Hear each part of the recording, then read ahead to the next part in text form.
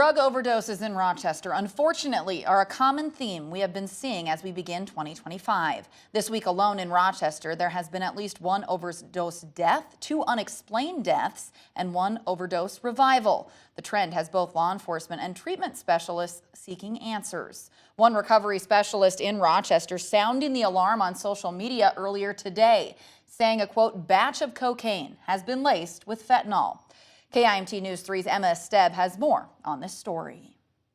The Rochester Police Department tells me that it is very unusual and uncommon to see this many overdoses and this many deaths in such a short amount of time. Drugs laced with fentanyl is a major concern right now. We are seeing locally as well as nationally a trend and an uptick in fentanyl use. A Rochester recovery specialist suspects a laced batch of cocaine could be the cause of these overdoses.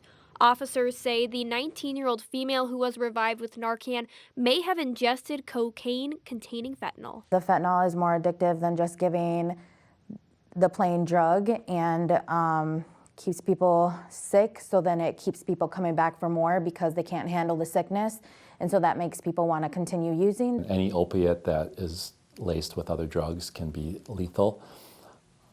It takes very little of that to ingest. Not only is fentanyl being used, other illicit drugs are coming onto the scene as well.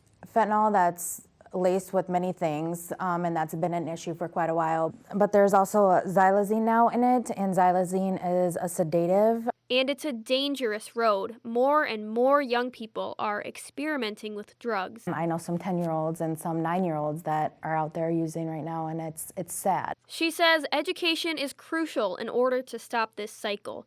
She's already informing her 5-year-old son. I have those hard conversations with him because I want him to grow up knowing that this is a problem and it's not going to go anywhere, but this is how I'm going to educate my children.